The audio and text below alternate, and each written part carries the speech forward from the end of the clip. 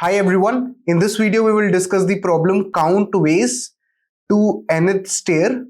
The problem says that we'll be given a value n, that is we'll be given n stairs, and a person is standing at the bottom and he wants to reach the top. So the person can either climb one stair at a time or two stair at a time. So you have to count the number of ways to reach the nth stair, and the order does not matter here. So suppose that if the n value was given as 1, so for reaching the first stair, what is the number of ways? Only one way, that you can take one step, right? So you can say that answer of 1 would be what? 1. For reaching the first stair, there is only one way. Then if you will consider n is equal to 2. So when n is 2, then there can be two ways, right? Either you can take one step and then one step. In order to climb two stairs, you can take one step and then one step, or you can do what? You can directly take two steps. So there will be two ways total possible, right? So you can say that answer of 2 will be what? It will be nothing but 2 here. Then if you will see n is equal to 3. When n is 3, then what are the possible ways? So one of the ways is 1, 1, 1, right? Because you can take one step, one step, one step in order to reach the third stair. Or you can do what? Or you can do something like this, that you can take one stair and then you can take two stair. So if you will observe very clearly, so these will be the two ways because the order does not matter. So either you can do what? You can take one step, one step, one step, or you can take what? You can take one step and then two steps, or you can do what? Two step and then one step. Both will be considered as the same. So you can say that answer of 3 will be what? It will be nothing but 2, because in order to climb the third stair, there are two ways. Either you can take one step each, or you can do what? You can use a combination of one step and two step in order to get the total steps as 3 here. Okay. Now if you will observe, suppose n value was 4. So for reaching 4 stairs, what is the possible way? Either it can be 1 plus 1 plus 1, right? Or you can do what? Like you can do 2 plus 2. That is another way. Or you can do what? You can take, let's see what they have given. So you can do what? 1 plus 1 plus 2. So when I say 1 plus 1 plus 2, so basically you can do what? You can take one step and then one step, then two step, or you can also consider the way of taking two step and then one step each, because I am not talking about permutation here. So that is why 1, 1, 2, this combination you can use in any order, but that will be counted only once because the order does not matter.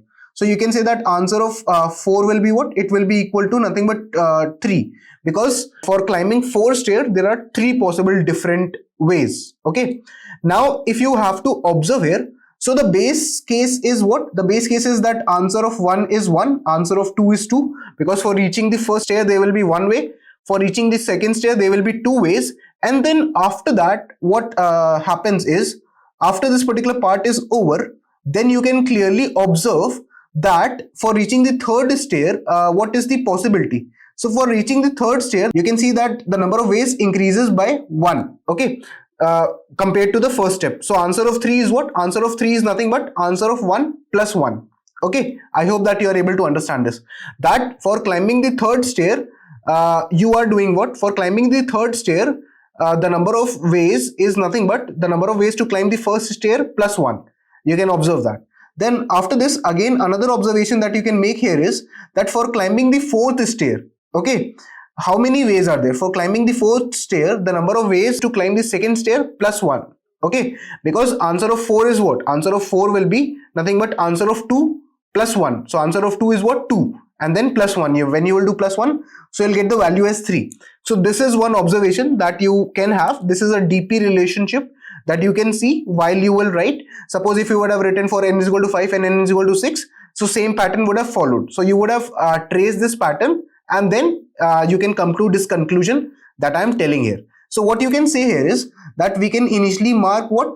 Let's decrease the size of pen. So we can say that answer of 1 will be what? It will be 1. Then answer of 2 will be what? It will be 2.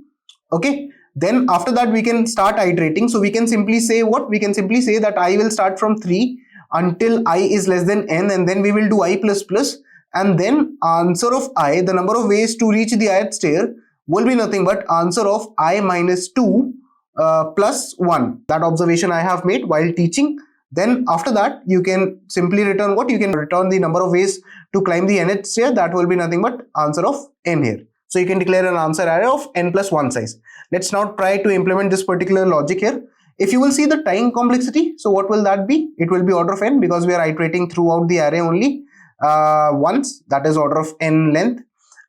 Then after that, what will be the space complexity? Since I have taken answer array of n size, so the space complexity would be order of n. So you can see that in linear space and in linear time complexity, we are able to submit this problem. So let's try and code it. So what we will do here is, first of all, we'll simply declare a answer array vector of long. Let's name it as answer, and then after that we will simply start.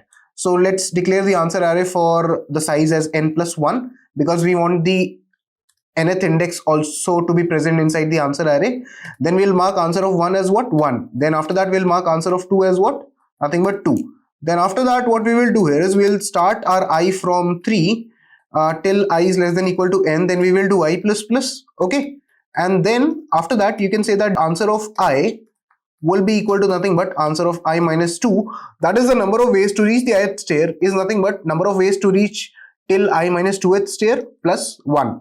Okay, then after this we have to return the number of ways to reach the nth stair only, so we'll return answer of n here. Okay, let us try and compile this code to check if it is working fine or not. Let's try and click on the submit button and check. Okay, so it got compiled. Now let's submit it and check if it is getting accepted or not. So you can see that our code was able to pass all the test cases, and we have done it in linear time and space complexity. I hope that you have understood this problem. Please make sure to mention understood or +1 in the comments. Thank you for watching this video and keep coding.